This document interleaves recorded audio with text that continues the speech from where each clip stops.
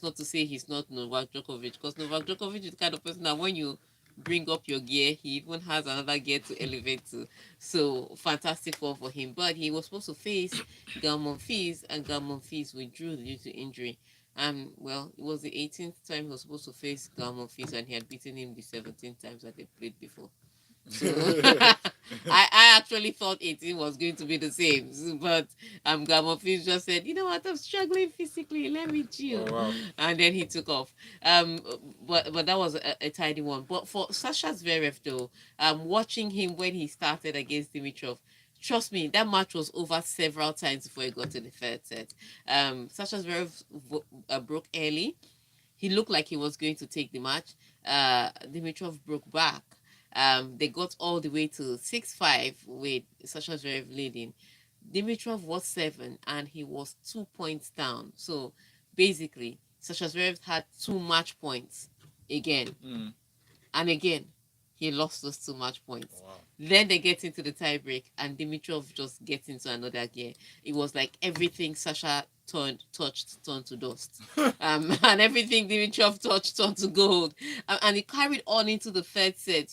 Sasha was struggling to hold his serves, barely holding him, and Dimitrov was flawlessly holding his serves. Then they get to the seventh game, and somehow Dimitrov's gets broken, and that's the end of the match. So Sasha would say he escaped it. He's a different one from Medvedev, who had a bad first set, but got into momentum, won the second and the third set, like a world number 2 would. You expect that he would do that. But for Sasha Zverev, there's still that question mark, especially with his serve. For someone that has a big serve, for someone that has a serve that you can easily go to, he's one person that he's most likely going to serve a double fault. I've not seen that kind of thing from a top 10 player before. He gets up to serve and you're like, oh God, Sasha is about to throw a double fault. And like clockwork, he does. So But why? it's He a really hasn't tricky, perfected his serves yet. really You would tricky one. expect. It's something that he needs. His service motion is great. Um, I don't know if it's a mind thing, but it happens constantly. You can place a bet on it and not lose your money. That's all I can say. So it's really tricky for a top 10 player. But he did the needful. He won yesterday. So congratulations to him. We wait to see how he plays against Kaspar Ruud next, who is the one of the informed players in the ATP Tour. And if he gives Kaspar Ruud the kind of opportunity he gave Dimitrov, it'll be good night and God bless. That's all I can say. On the women's side, though, the Fed Cup, which has been renamed the Billie Jean Cup, um, interestingly, happening there. Australia winning Switzerland and going to the next round. So tricky ties for the women there.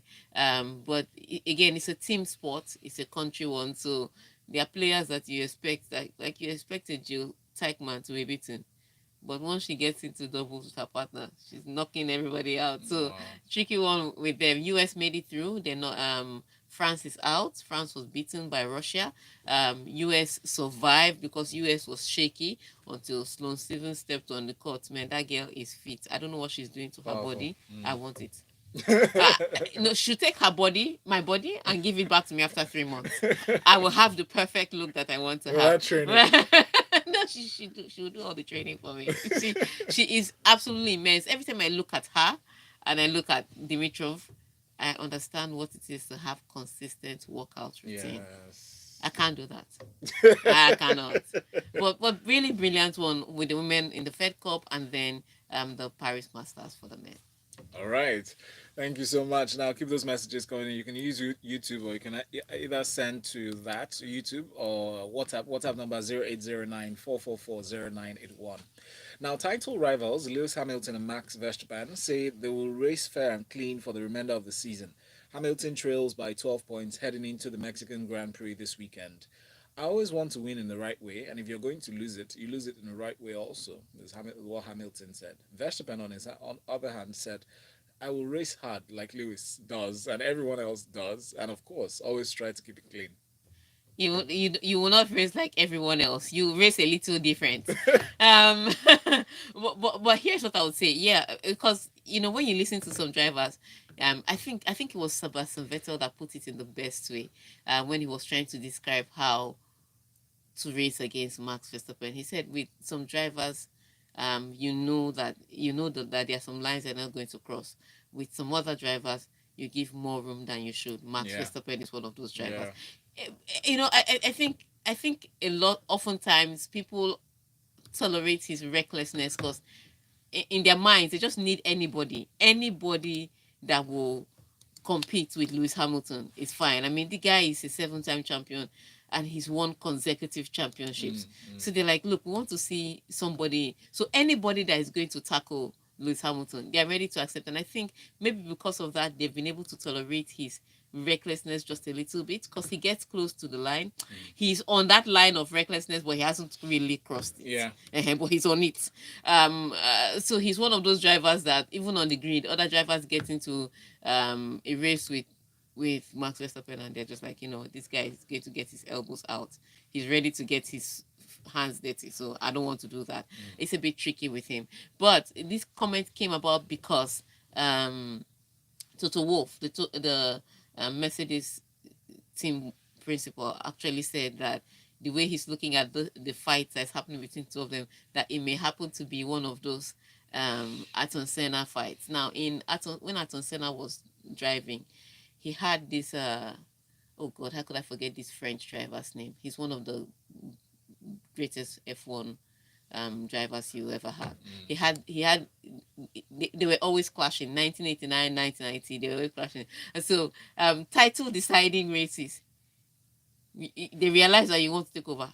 They crashed both of them. Two of them. The first time it was Ayrton that seemed to knock the other guy out, and both of them got knocked out of the race. The other time it was the French guy that knocked him out. So it was both of them that clashed.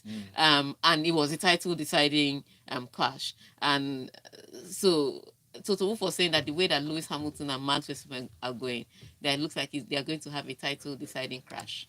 Wow. And so Lewis was like, I don't know what he meant by that, but I'm not going to fight like that. And Max Verstappen is claiming, I don't know what he meant, but we are not going to have that fight. But I think that fight had already happened. I remember that crash. I can't remember the Grand Prix, but it was maybe 2 or 3 Grand Prix ago when Verstappen ended on Lewis's head. I think. And then the cage. You cannot convince me that was not an Ayrton Senna crash. You cannot convince me till tomorrow. He may be saying, I saw a space I was trying to pass. What space? So you're not driving an Okada. There's no space that was there. So I think that crash has already happened. But both of them are not claiming we are going to fight clean. We are waiting. There are 5 races to the end of the season. Let's see how both of them perform. It starts from the Mexican Grand Prix that's happening this weekend. Practice session starts later today. But let's see how it pans out, because the way it's looking, nobody's going to give room for the other person. The Formula 1 legend's name you're looking for is Alain Prost. Thank you. One of our listeners. Who was that? I need to see that name. Dapo. Yes. Thank you so much for it. Alain Prost. It was a Prost-Senna fight. I was on Senna's part, I must say. Because Senna he wasn't cultured, he wasn't refined. He was not like Alain Prost that came up through the ranks. Alain Prost was the one that was loved by a lot of F1 legends. In fact, I think even the F1 FIA president was on Prost's side. Wow. Ayrton Senna was the guy that had to learn his skills, rough around the edges, He was my guy. But yeah, he too sad. His life was cut short really early at that it was in Italy, that he passed. That he died. Pretty sad. Yeah, really sad. Now, moving on to football. Barcelona forward Ousmane Dembele has been sidelined with a left hamstring injury just 2 days after making his first appearance of the season, La Liga club said. Barcelona, who are 9th in La Liga, also said fullbacks Sergio Dest was unavailable for selection due to a lower back issue. Everybody's just getting injured.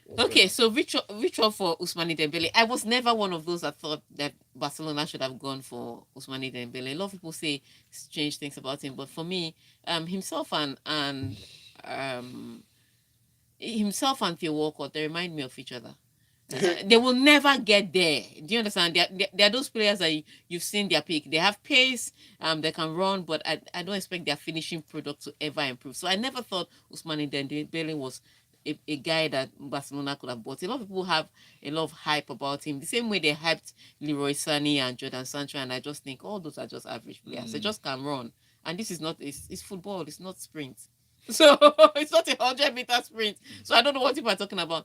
But I've never really liked him. But unfortunately, what has made his case even worse at Barcelona are the injury. So he's been out for 5 months. He just came back from a 5-month layoff. He had the surgery in June, came back from a 5-month layoff. That was his first game of the season. And then played for a few minutes and picked up a hamstring.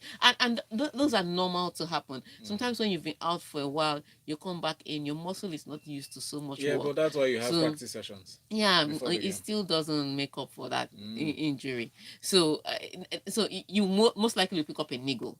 But because it's Ousmane Dembele, whose new residence has been Barcelona's clinic, it's a big problem because you spent 140 million, I think, about that amount for him, and he's barely played any games. What? And Barcelona need him now more than ever. I mean, they're looking for players that they could keep and that they could help them on the team. And he just came back, and the coach must have been happy thinking, okay, I have one more player, and he's out again. And the club is not even saying when he will be back. So it's a really tricky It's a one problem. for Barcelona. In other news for Barcelona, I hear Xavi's discussion to become Barcelona's manager is getting really close. Now, if I were Xavi's friend, I don't know who his friends are, but if I were his friend, I would have told him this is not the time to take the job. Stay in Saudi Arabia and just collect your money.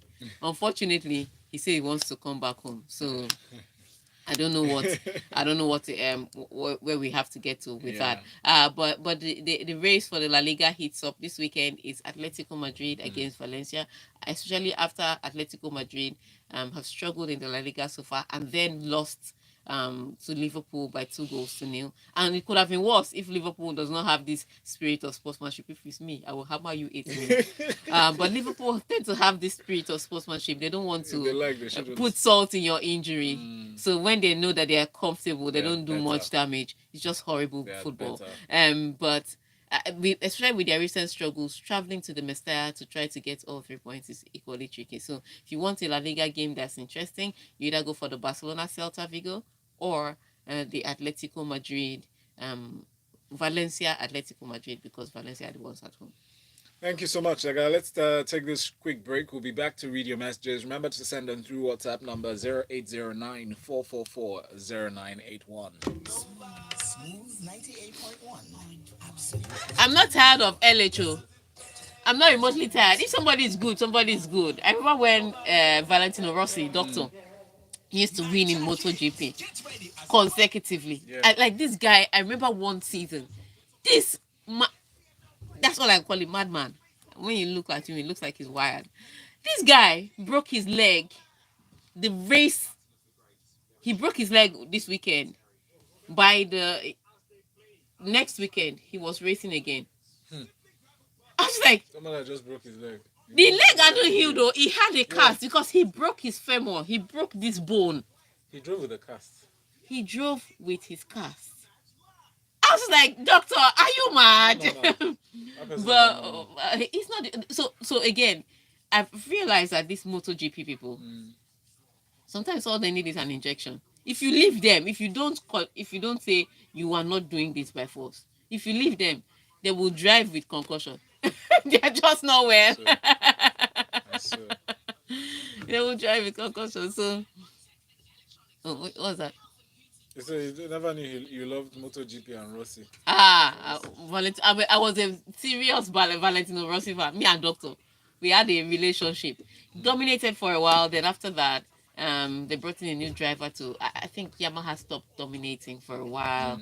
Then, he changed constructors, and then he eventually retired. But yeah, I was a Valentino. So me, I don't have a problem with one man winning for 10 years. As long as he's winning his win. It doesn't concern me. For me, that's competition, that's entertainment. He beat the competition, he won. So all this one that people are tolerating Verstappen because we want to see a new face. I don't care about new face. So I don't care about that. If you want me to know you, beat the person. Clean and fair. I will not support you because you're underdog. I don't have time for that nonsense. I support when you win. When you start winning consistently, I will take note of you, and then I may start supporting you in fight. But all these ones that people always crave new faces, I don't like that. Yeah. Those people that do that thing, I always suspect that they cheat on people. I always suspect that if you say you want new face, that means after 5 years in marriage, you'll be like, I want to see new face. Yeah. That's my opinion. Sorry. Consistency. I like nonsense. Say I want new face. I think that's what it is. Because when you're listening to the commentators, you can hear that we know he's reckless, but because Lewis is being challenged, we die here. And I think some of them are a little biased because Michael Schumacher is It's like a clear the bias now. Michael Schumacher is like they are some of them's best driver, and he won 7 championships. So himself and Lewis are tied on championships, and I don't want Lewis to be the one to break that thing. I think some of them are clearly biased like that. Like Lewis Hamilton is about to break Schumacher's record. Yeah. I think so. So like too. he has dropped. Because Schumacher was everything. Yeah, he's at 7. Schumacher was one of my favorite. I think my favorite driver ever in F1 was Ayrton Senna. Ayrton Senna, okay. So we come back with messages. Yeah. So glad to have you join us. You're sticking around to Smooth 98.1. Love music, love life. My name is Valentine Ohu. Here's Tega. Tega Nojaife. That's Tega Supreme. Yeah, I was waving, thinking it's only YouTube people that are watching me. Hello. If you're on YouTube, you must have heard and participated in the halftime show. It's always really interesting. Type Smooth FM Lagos in the search box to find us, subscribe, and follow. Ugo says, I like Verstappen. I agree he's rugged unnecessarily, but Tega, you're right about him being the only competition for Lewis Hamilton, with Lewis Hamilton.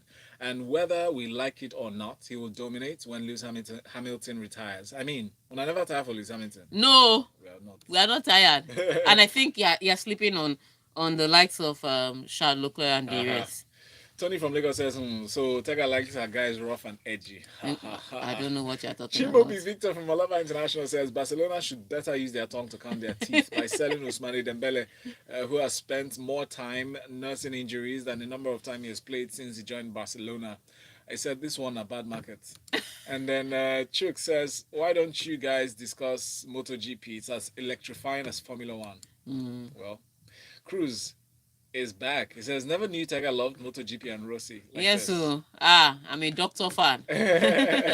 Let's see some of our YouTube messages. Oh, whoa, YouTube. Hello. Mr. Nekachi says, hello guys, missing you today on the studio. Sports doctor. It says Gil had lots of 3 sets during the tournament. So especially the way he plays. So it's expected that he would have retired. And Tega, you're right. Max is very reckless. Chimobi Victor says, good morning, guys. Lewis Hamilton's comments caught my attention. If you're going to lose, you also lose it in the right way. This is deep and a political statement. I'm also enjoying the show. Oh, thank you. Mr. says, I worry about the cycle in the club. I think they should look at that No, too. physio. Oh, physio rather. Yeah, sorry. Yeah, but how come it's only Ousmane Dembele that this physio is affecting? Other players are there. But Ousmane Dembele is the one that is going in and out of hospital every minute. If you blink at Ousmane Dembele, he's injured. That's just tricky. But let's go to the Manchester derby, and I'd like to hear your opinion because I don't think I want to analyze Manchester United and Manchester City anymore. All right, let's talk about it now. Yeah, so we read the story and then we'll open the phone lines. Yeah. The number to call is 0144899981. That's 0144899981. Bernardo Silva has warned his Manchester City teammates that Manchester United are more than just Cristiano Ronaldo as he prepares to face his compatriot for the very first time. When asked to assess Ronaldo's impact so far this season, Silva said, I think he's doing well. He's helping United with late winners this season. He's a player that people know. He can decide the game. We're going to try and stop him and make sure that he doesn't score on Saturday. But we're not playing against Cristiano.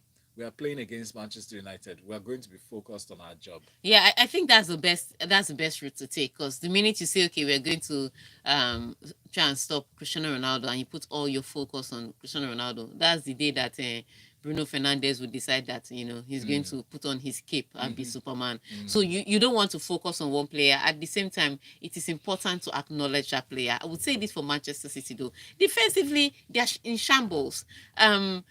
So I remember the midweek they considered a goal, and it was an own goal from John Stones, who didn't even know what was happening around him.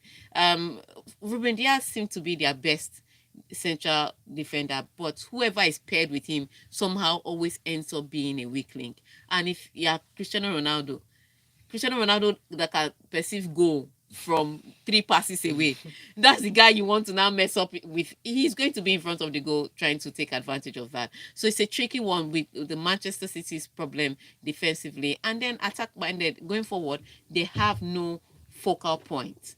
And so yes, they have expressive forwards that will go out play the game and try to get goals. And they have options for goal scorers from the wings, goal scorers from the midfield. But because they don't have that one focal point in a game where teams have become a little that sit a little too deep and close down the spaces. It's hard for Manchester City to score, and I think those are the things that Manchester United can take advantage of. So yes, if you want to look at the position on the table or the way they play, you'd say maybe Manchester City has the upper hand, but because Manchester United is playing in a derby, I can't really say who win, and that's why I'm going to open the phone lines for you.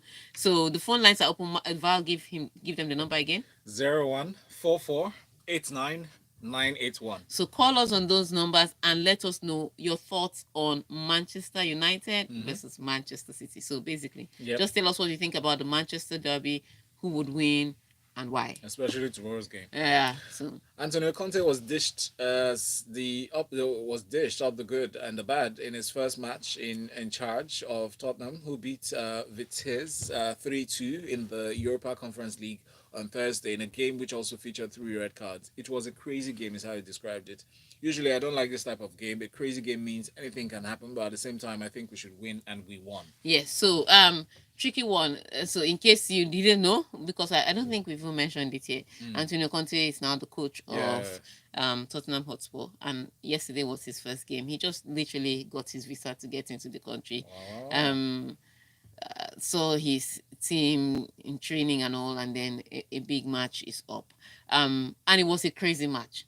So Tottenham gets into the match, and as usual, Tottenham starts when they have a new coach. They see when they play like they're about to take over the world. And so they get in and they go 3 goals clear, 3 goals ahead. Looks like Antonio Conte has done something to Spurs. We blinked. I kid you not. We blinked. In 11 minutes, it was 3-2. Spurs was about to Spurs Antonio Conte. They're about to damage his recently achieved career. I kid you not, he just came in. So you know that this thing is a character of the players. He just comes in, he leads by 3 goals, and next thing is 3-2. And to make matters worse, they now get a red card. So now they're under pressure. Wow. And it looks like they are going to concede because wave after wave of pressure. Antonio Conte now has to make a change, take the team back to 3 in the back, brings in Sanchez, takes out Son, which was, for me, was shocking because Son was doing very well, and Lucas Moura. So I just felt if you're going to score a goal again and you're one man down, you need those 2 guys on the pitch. Took out those guys. They choked the midfield a little bit. So he has Harry Kane, so anybody can deliver the pass to Harry Kane. Just choke the midfield. It gave him a little bit of, structure. And that's how Tottenham were able to stand on their feet. And then there was also a red card for Vitesse. And so it was now 10-0. 10 men on the pitch, and that's how they played to the end. But it was the way you could see Antonio Conte on the sidelines. So like, what have I done? Yeah, you know how you sign a contract and you read it 2 days later and be like, what have I what done? did I sign? Exactly. Why did I sign my life away? It was like Isu and Jacob in the porridge moment. Antonio Conte was in shock. But Wow. the thing was, at the end of the day, they survived. And I will say this about these competitions. So I also watched Roma yesterday. Roma, again, couldn't beat Bodo Glimt. They drew with Bodo Glimt. In fact, twice they went behind to Bodo Glimt. They only had to equalize to be able to come away with a point at home. And the thing about these tournaments is, it's different. I've often said it's not because a lot of teams will struggle against these other teams, not because of the quality, but because of the way they are. These teams are scrappers. It's not, their stadiums are not as comfortable as UEFA Champions League stadium. The atmosphere is different, and these guys are strugglers. You barely even know them. A lot of big teams will struggle against these teams, not because these teams, like I said, have quality, but because of the way they are. It's a rugged fight down there. I've said it. If a Liverpool goes to the championship, they will struggle to get points. As great as Mo Salah is, as great as the team is scoring goals, because of the way the championship plays, there's a dogfight that is different that you can't hustle there. There's a reason why, some top 10, you see top 10 players, they don't go to some 250 tournaments. because you can be beaten by anybody there. True that. The hustle is different. Yeah. And I think that's what's happening in the conference league. You know, all these Bodo Glints, people that you will not normally hear their names. The match is so hard to overcome. It's easy to prepare against an opponent where you can find tapes, you can find their history. But when you have to start looking for Norwegian history just to play a football match, it's a tougher task. So yeah, but Tottenham survived, Roma also survived, but it's a really tough task for Antonio Conte. I mean, this team can disgrace you. I hope he has a good future there. To be Whatever honest. happens, he will collect money. I don't pity any manager because if they sack you, they will pay you. Last. Obi says, I'm with you, Tega. Derby is a different animal, so either one of the Manchester sides can pull it off. Emerson, thank you. He says, zoom the camera closer to see Tega's face. You do that.